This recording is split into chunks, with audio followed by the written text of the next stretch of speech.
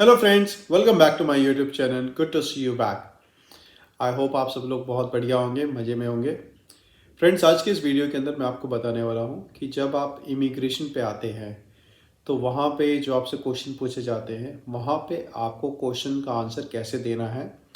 क्योंकि रिसेंटली कुछ ऐसे एग्जाम्पल सामने आए हैं जहाँ पे पता चला है कि नौबत डिपोर्ट होने तक आ गई थी, क्योंकि उन क्वेश्चंस के आंसर जैसे देने चाहिए थे वैसे उनका आंसर नहीं दिया गया था। तो अगर आप एक स्टूडेंट हैं या फिर आप एक विजिटर हैं, या फॉर दैट मैटर अगर आपके पास में पीआर भी है, तो आपको क्या क्या चीज़ें करनी है, क्या क्या चीज़ें नहीं करनी है। और जब इमिग्रेशन ऑफिसर आपसे क्वेश्चंस पूछ रहा है तो आपको उसका आंसर क्या देना है और कैसे देना है। देखिए, पहले तो मैं आपको ये बताना चाहता हूँ कि जब आप लैंड करने लगते हैं ऑस्ट्रेलिया में, तो उससे 1-1.5 घंटा पहले आपको एक इमिग्रेशन का फॉर्म दिया जाता है। आपको वो इमिग्रेशन का फॉर्म पूरा प्रॉपरली तरीके से भरना है।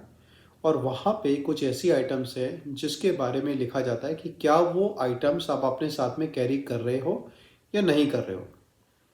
एग्जाम्पल लेते हैं कि जैसे कि अगर आप कोई सीड कैरी कर रहे हो अपने साथ में, अगर आप कोई फ्रूट कैरी कर रहे हो अपने साथ में, कोई मसाला है, कोई भी और वेजिटेबल्स वगैरह है या कुछ भी और चीज़ है ऐसी, तो आपको वहाँ पे यस करना है।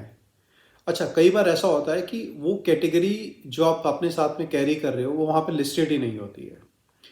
तो जैसे टेक एन एग्जांपल, स्वीट्स है तो स्वीट्स का एज सच कोई कैटेगरी नहीं है वहाँ पे कि स्वीट्स आप कैरी कर रहे हो या नहीं कर रहे हो। तो इन दैट केस फॉर्म के अंदर साफ साफ लिखा है कि अगर आप श्योर नहीं हो तो आप यस कर दो। होगा कुछ नहीं, वो सिर्फ आपसे पूछते हैं कि क्या आप लेके आए हो, और उनका सिर्फ ये रहता है कि आप ऑस्ट्रेलिया में कोई ऐसी चीज़ नहीं लाओ जो ऑस्ट्रेलिया के इन्वायरमेंट को ख़राब करेगी। टेक एन एग्जाम्पल, अगर आप मसाले लेके आते हो तो कई बार आपको पता है कि मसालों के अंदर कीड़े हो जाते हैं। अगर वो कीड़े ऑस्ट्रेलिया में आ जाते हैं तो इनका ये मानना है कि वो अपनी पॉपुलेशन बढ़ाएंगे और यहाँ पे भी वैसे उस टाइप के कीड़े चालू हो जाएंगे। तो इसीलिए उनकी इंटेंशन ये रहती है कि इन्वायरमेंट ऑस्ट्रेलिया का साफ रहे। कोई भी फ्रूट वगैरह मत लेके आइएगा, क्योंकि रिसेंटली कुछ लोगों को फाइन पड़ा है अच्छा खासा। वो फ्रूट लेके आए थे, उन्होंने डिक्लेयर भी नहीं किया। तो अगर आप कोई ऐसी चीज़ बाय मिस्टेक लेके आ रहे हैं तो प्लीज़ पहली बात यह है कि आप उसको डिक्लेयर कर दें। उस फॉर्म को ध्यान से पढ़ें, ध्यान से समझें और उसको ध्यान से भरें।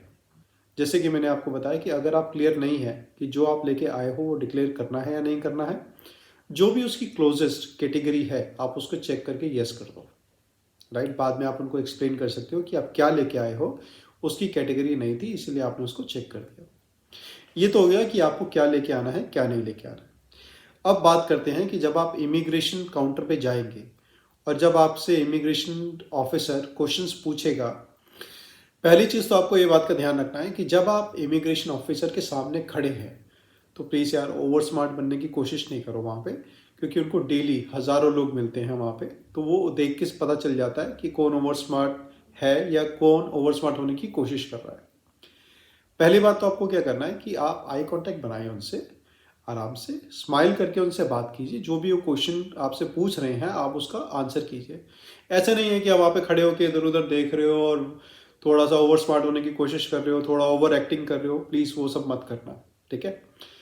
पहली चीज़ वो आपसे ये पूछते हैं, चाहे आप स्टूडेंट हैं चाहे आप विजिटर वीज़ा पे हैं, कि आप ऑस्ट्रेलिया क्यों आए हैं। तो अगर आप विजिटर हैं तो आपको पता है कि आप यहाँ पे घूमने आए हो, आप उनको सिंपल बता दो कि मैं यहाँ पे घूमने के लिए आया हूँ।